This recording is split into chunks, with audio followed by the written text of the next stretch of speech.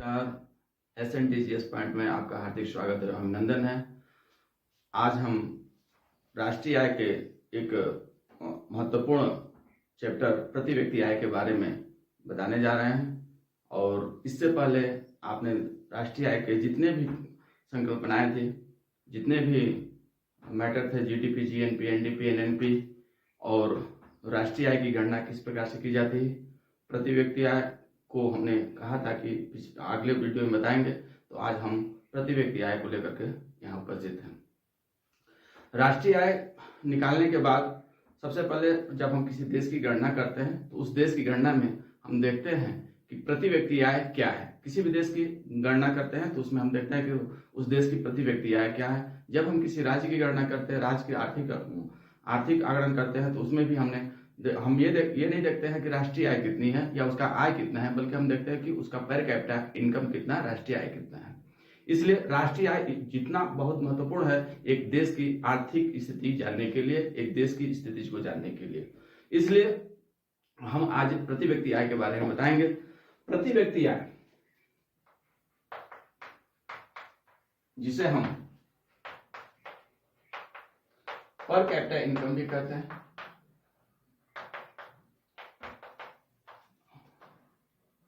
Per capita income भी कहते हैं इसे। यह कैसे निकाला जाता है? प्रति व्यक्ति आय निकालने का एक फॉर्मूला होता है, जिसमें अगर हमको हमारे पास पर कैपिटा इनकम की बात करें, पीसीआई की बात करें, तो हमें सबसे पहले राष्ट्रीय आय की जरूरत पड़ती है। और राष्ट्रीय आय में से हम उस देश की कुल जनसंख्या से जब भाग दे देते हैं, कुल जनसंख्या से जब हम भाग देते हैं तो हमें प्रति व्यक्ति आय प्राप्त हो जाती है। यह देश के लिए है, राज्य के लिए भी है कि अगर उस राज्य की कुल राष्ट्रीय आय, उस राज्य की जो जीडीपी है, उस जीडीपी में से यदि हम उस राज्य की जनसंख्या से अगर हम भाग दे देंगे तो उसे हमें प्रति व्यक्ति आय प्राप्त हो जाता है। इसको एक हम छोटे से उदाहरण के हिसाब से समझाने की कोशिश करते हैं, जिसमें हमने परिवार लिया। एक परिवार के मान लीजिए 5 सदस्य हैं। यहाँ हम एक चार्ट बना देते हैं। एक परिवार है, परिवार के कितने 5 सदस्य हैं। सपोज करिए ए, बी, सी, डी और ई है। मान लीजिए 5 परिवार है, एक परिवार है, परिवार में 5 सदस्य हैं। उनकी उस परिवार की प्रति व्यक्ति आय कितनी है, पर कैपिटा इनकम कितनी है, इसका हम एक उदाहरण ले रहे हैं। ए का मान लीजिए 5000 है, बी का मान लीजिए 7000 है, सी का मान लीजिए 8000 है, डी का मान लीजिए 3000 है और इसका 2000 है। अब अगर हम इस परिवार का प्रति व्यक्ति आय निकालना चाहें तो कैसे निकालेंगे? अब इसकी जो आय है उन आयों को जोड़ देंगे। तो जोड़ेंगे तो 7 5 12 8 20 3 23 2 25,000 रुपया हो जाएगा प्रति व्यक्ति राष्ट्रीय आय यानी जीडीपी। तो यहाँ पे 25,000 रुपया आपका इसका राष्ट्रीय आय या सकल राष्ट्रीय उत्पाद कह सकते हैं, राष्ट्रीय आय कह सकते हैं, सकल जो भी आप समझ सकते हैं उसको, मतलब कुल आय इसकी इतनी हो गई। अब परिवारों की संख्या कितनी है? 1 2 3 4 और 5। परिवारों की संख्या कितनी है? 5। तो इन 5 में से इसको हम भाग दे देंगे। जब भाग देंगे तो ये 5 यानी कि जो प्रति व्यक्ति आय है वह कितनी हो जाएगी? 5000 रुपया प्रति व्यक्ति, यानी प्रति व्यक्ति आय निकला वह हुआ 5000 रुपया। यही प्रति व्यक्ति आय। प्रति व्यक्ति आय मतलब औसत आय, उस परिवार की औसत आय, यानी प्रत्येक व्यक्ति कितना आय कमा रहा है, इसकी बात हम लोग चर्चा करते हैं। अब यहाँ एक जानकारी के लिए बताएं, वर्ष 2021-22 में जो प्रति व्यक्ति आय थी वह 2 दौरों से निकाली गई थी।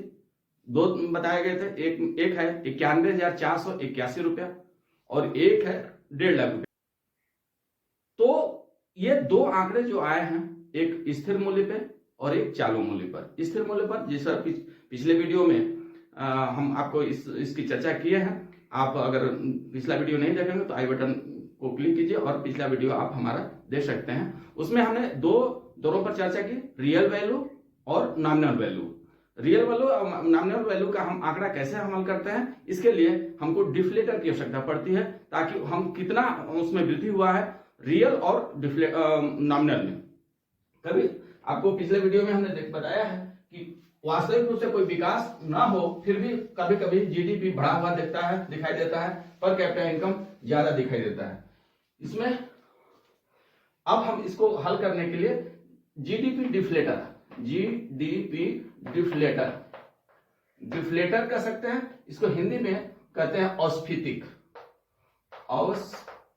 कहते हैं, औस्फीतिक निकालते हैं। इसके लिए हमको सबसे पहले जो मौद्रिक जीडीपी है, मौद्रिक जीडीपी बटे वास्तविक जीडीपी गुणे 100 करके हम निकाल लेते हैं। मौद्रिक को हम नॉमिनल जीडीपी कहते हैं, नॉमिनल जीडीपी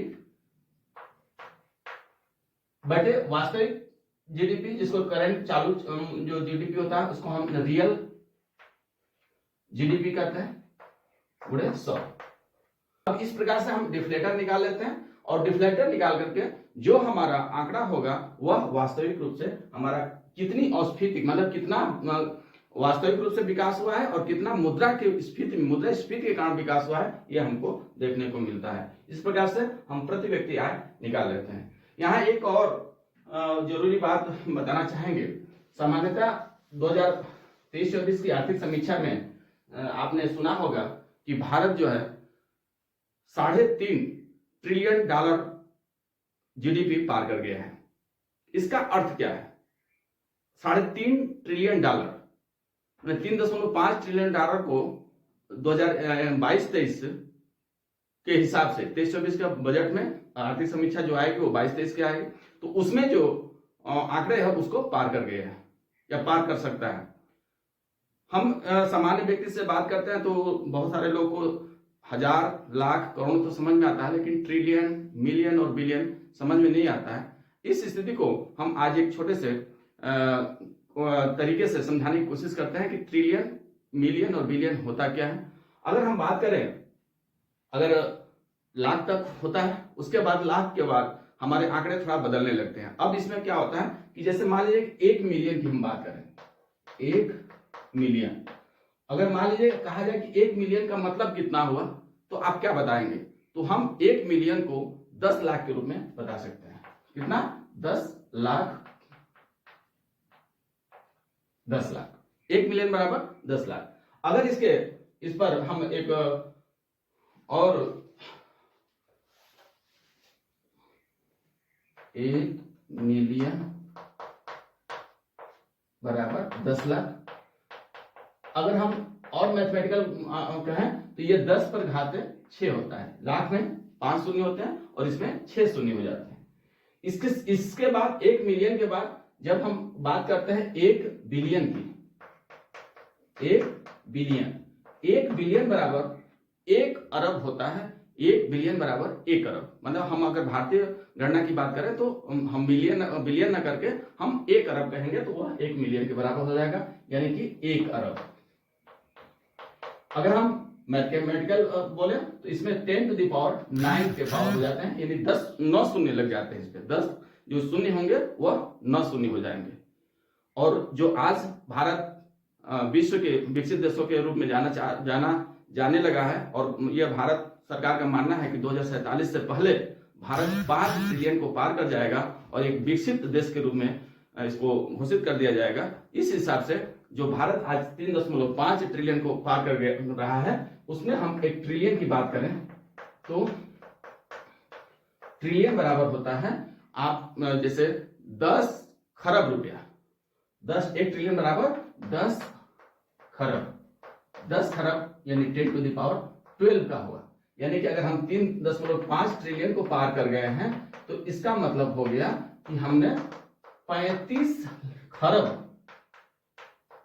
खरब डॉलर को हम प्राप्त कर चुके हैं। ये बहुत महत्वपूर्ण है। आशा है आपको हमारी बात समझ में आ गई होगी। आगे के वीडियो में हम इस पर जो उत्पादन विधि है, कौन कौन सी विधियां अपनाई जाती हैं भारत में, उसकी गणना हम लोग करेंगे। धन्यवाद। अभी तक आपने अगर मेरे चैनल को सब्सक्राइब नहीं किया होगा तो आप प्लीज़ सब्सक्राइब कर दिए। धन्यवाद।